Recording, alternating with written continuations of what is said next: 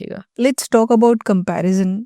I see a lot of time that as a parent, एक तो active comparison होता है, उसके बच्चे को देखो ये कर रहा है वो कर रहा है, उसके बच्चा स्पोर्ट्स में अच्छा है, पढ़ाई में अच्छा है, जो भी है। एक ये भी होता है कि बहुत ज़्यादा ओवर तारीफ करना दूसरे बच्चे की। ये मेरे को लग रहा है पैसिव कंपैरिजन होता है। आप बच्चे को बोल नहीं रहे तुम उसके जैसा बनो, बट बार बार दूसरे बच्चे की तारीफ कर रहे हैं। आई am not saying don't do that, but एक समझ में आ जाता है कि जब ज़्यादा हो रहा है, तो जब बच्चे को बार बार कंपेयर किया जाता है, वो क्या इफेक्ट डालता है जो कि बड़े होने के बाद भी उनकी ज़िंदगी में इफेक्ट पड़ेगा। इन्फीरियोरिटी कॉम्प्लेक्स, ये सबसे हाइलाइटिंग इम्पैक्ट हम बोल सकते हैं जो बच्चों में होता है। जब आप एकदम अर्ली ईयर्स से उनको कंपैरिजन मोड पे डाल रहे हो, आप एक्टिव कंपैरिजन कर रहे हो या पैसिव कंपैरिजन कर रहे हो, इम्पैक्ट उसका इन्फीरियोरिटी कॉम्प्लेक्स में आता ही है। That is I am not good enough. I am not good enough. Why? Because I am not appreciated by the closest ones in the house. या अगर मुझे अप्रिसिएशन मिल रहा है, अगर मैंने भी स्पोर्ट्स में अवार्ड जीता या मैंने अच्छे ग्रेड्स लाए, हाँ अच्छा किया, बट वही दूसरे बच्चे के लिए there is like a 1 hour of appreciation कि ये तो ये भी करते हैं, ये भी करते हैं।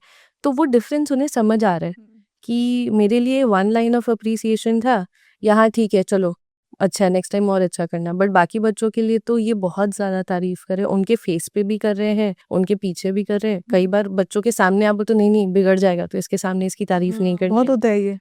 तो सर पे चढ़ जाएंगे। तो आप पीछे बच्चों की बहुत तारीफ करो बट उनके फेस पे नहीं कर रहे हो। मैं ये नहीं बोलूँ कि ये एकदम गलत है या एकदम सही है, बट हर चीज़ का एक बैलेंस मेंटेन होना ज़रूरी है। बच्चों को वो लव्ड, वो अप्रिशिएटेड, वो एनकरेजमेंट फील होना ज़रूरी है। वो लाइन कैसे ड्रॉ करते हैं कि मैं सर पे तो नहीं चढ़ा रही अपने बच्चे को और अप्रिशिएटेड भी फील करवाना चाहती हूँ। तो मैं आपको एक एग्जांपल देती हूँ। अभी रिसेंट में मेरे पास एक केस लास्ट 3-4 महीने पहले से चल रहा था।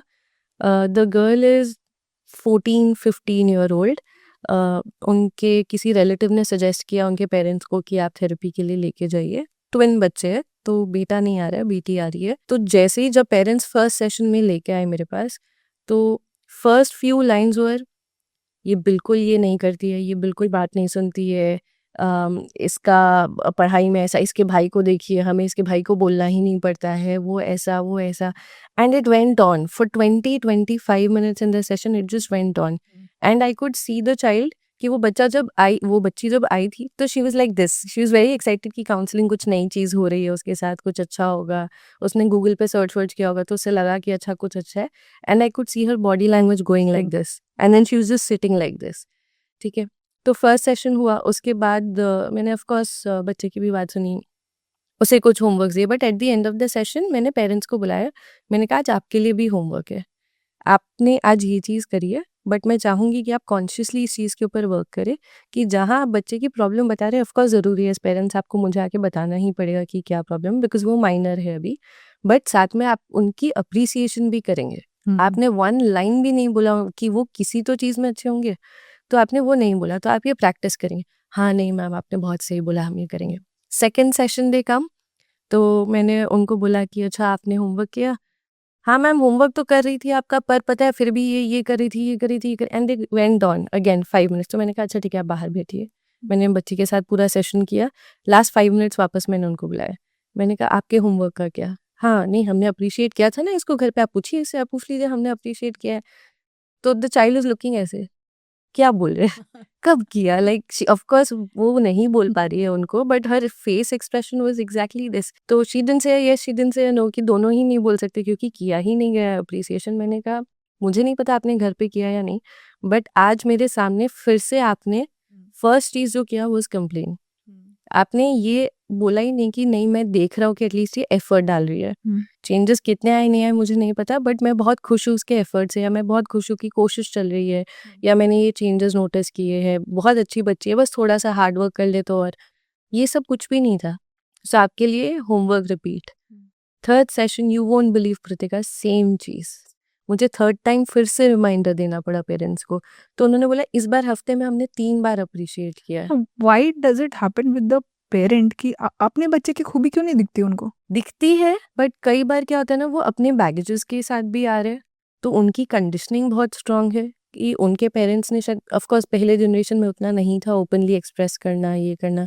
दूसरा जैसे ये फैक्टर हम डिस्कस करें कि सर पे चढ़ जाएगा, तो तीसरे सेशन में जब मैंने उन्हें उनके साथ ये एड्रेस किया तो उन्होंने बोला, मैम मैं जानबूझ के नहीं करती हूँ आपके सामने, नहीं तो ये सर पे चढ़ जाएगी। Exactly these were her words. Where is this thought coming from? सर पे चढ़ना होता क्या है पहले तो? सो बेसिकली उन्हें लगता है कि बच्चे इस चीज़ को मिसयूज़ करेंगे, स्पेशली टीनेजर्स। अगर आप उनकी तारीफ करेंगे उनके सामने तो वो इसको आपके साथ बार्गेन करने में या नेगोशिएट करने में किसी चीज़ में वो उस चीज़ को यूज़ करेंगे। या अगर कोई अलग पॉइंट पे आप उनको बोलेंगे कि आप ये मत करो, क्यों, मैं तो उस चीज़ में अच्छी, आपने ही बोला था ना। तो they have this fear in them. तो इस वजह से क्या होता है कि वो बच्चे के सामने वो अप्रिसिएशन नहीं कर रहे। इसलिए मैंने बोला बैलेंस बहुत ज़रूरी है कि आप बहुत ज़्यादा नहीं कर रहे तो आप एकदम ज़ीरो भी करें, ऐसा भी नहीं है। आप वो परफेक्ट बैलेंस बना के चलेंगे जहाँ बच्चे को पता है कि अगर वो कुछ गलत कर रहे हैं तो उन्हें हेल्दी क्रिटिसिज्म मिलेगा, बट अगर वो कुछ सही करे तो उन्हें अप्रिसिएशन भी मिलेगा, बिकॉज बाहर की दुनिया में दोनों ही चाहिए। कैसे टाइप के पेरेंट्स होते हैं जो बहुत कंपेयर करते हैं, और कैसे टाइप के पेरेंट्स होते हैं they are happy with whatever their kids are? जिन पेरेंट्स को उनके चाइल्डहुड में एक बहुत सिक्योर्ड सेफ एनवायरनमेंट मिला टू एक्सप्रेस द फीलिंग। आपको सिक्योर्ड और सेफ्टी हर चीज़ में मिल सकती है। फिजिकल सेफ्टी हो सकता है हर जगह, हर पेरेंट्स को, हर बच्चे को मिलती है, बट इमोशनल सेफ्टी अगर आपको एज अ चाइल्डहुड, आपके चाइल्डहुड में मिली थी एज अ चाइल्ड, तो आप वो सेम चीज़ पास ऑन करते हो अपने बच्चों में भी, एंड आप उसको बहुत ज़्यादा हैवी नहीं लेते हो।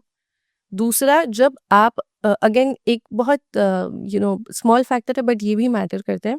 अगर आप अपने घर पे एल्डर चाइल्ड थे एज अ चाइल्ड और आपके नीचे बहुत सारे सिबलिंग्स थे, तो पहले के जनरेशन्स में क्या होता था कि अगेन वही बोला जाता था, तुम जो करोगे वो बाकी लोग फॉलो करेंगे। तुम्हें ऐसे रहना है ताकि तुम्हारे बाकी भाई बहन तुम्हें देख के ये सीखे वो सीखे। तो आपके ऊपर बहुत कम एज से बहुत ज़्यादा रिस्पॉन्सिबिलिटी डाल दी गई थी कि you have to be perfect, तुम्हें ऐसे ही रहना है। तो आपने बहुत कम एज से वो रिस्पॉन्सिबिलिटी लेके आगे बढ़े, और फिर आपने देखा क्योंकि अगेन वो टाइम अलग था, तो आपके भाई बहन भी काफ़ी हद तक आपको फॉलो किए, not in every case but काफ़ी हद तक फॉलो किए। अब आपको लग रहा है कोई भाई बहन एक दूसरे को फॉलो नहीं करता। काफी हद तक उस टाइम पे फिर भी कर लेते थे कि चलो अच्छा बड़ा भाई पढ़ रहा है तो ठीक है पढ़ लेते हैं, या बड़ा भाई बिजनेस में गया है तो हम भी बिजनेस में चले जाते हैं, राइट। बट ऑफ कोर्स अब वो फॉलो नहीं होता है, अब की जनरेशन बहुत अलग है। अब जब यही बच्चे पेरेंट्स बन रहे हैं तो इन्हें लग रहा है कि हम तो बचपन से ही बहुत रिस्पॉन्सिबल थे, और हमें देख के हमारे भाई बहन या इन्होंने फॉलो किया, तो हमें देख के तो हमारे बच्चे 100% करेंगे, तो हमें उन्हें भी डिसिप्लिन करना है, हमें उन्हें भी एक सर्टेन वे में ही करना है।